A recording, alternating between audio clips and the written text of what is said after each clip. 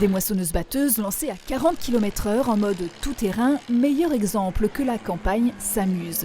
C'était ce dimanche le grand temps fort annuel proposé par les jeunes agriculteurs des Vosges à Haincourt, entre Épinal et Dompierre. Nouveauté cette année, un concours d'élevage en partenariat avec Top Génétique Vosges, en plus des habituelles réjouissances, fermes pédagogiques et quiz notamment pour les plus jeunes, pour faire découvrir le métier et susciter peut-être de nouvelles vocations. Coquelicot, champion du monde. On sait qu'à peu près la moitié des agriculteurs seront en retraite dans les 10 ans à venir. Donc voilà, notre objectif c'est que chaque agriculteur qui part à la retraite soit remplacé par une installation. La diversité de notre agriculture, les filières d'élevage, les filières de culture, le massif, les activités de transformation, d'accueil à la ferme. On a une grande diversité d'activités agricoles qui fait qu'on est quand même un département relativement dynamique au niveau de l'installation.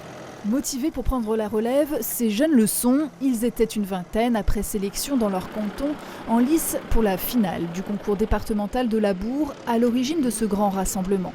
Pour la plupart, fils et filles d'agriculteurs, ils connaissent la difficulté du métier, prêts à se retrousser les manches sous l'œil bienveillant de leurs parents. Au début, j'étais passionnée par les vaches beaucoup, j'aimais beaucoup les vaches.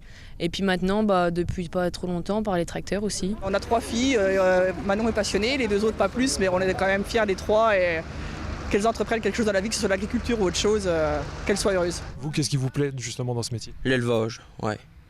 Être dans la nature, travailler dehors, ça me plaît. Vous êtes fiers aussi, j'imagine, qu'ils veuillent reprendre l'exploitation, en tout cas suivre votre voie?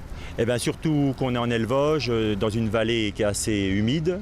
Et cette année, les conditions ne sont pas les meilleures pour faire apprécier notre métier.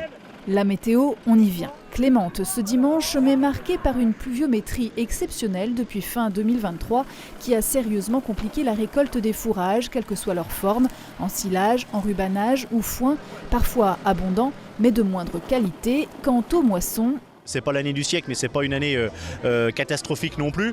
On a plutôt sur justement des cultures plutôt précoces de type colza ou orge, on va dire des années plutôt moyennes. Par contre, là où on accuse plus le coup, c'est sur la récolte en blé, 30% en dessous d'une année, on va dire normale. Voilà, donc là derrière, on s'est empressé pour la plupart d'entre nous de semer nos couverts.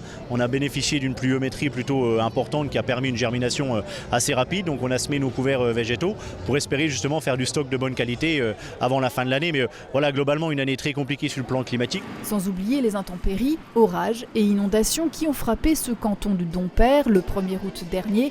Le temps d'un week-end, la campagne s'amuse aura en tout cas permis de se changer les idées. 3000 visiteurs étaient attendus ce dimanche. Une chose est sûre, les 1200 repas, avec notamment ce burger 100% local, ont trouvé preneur.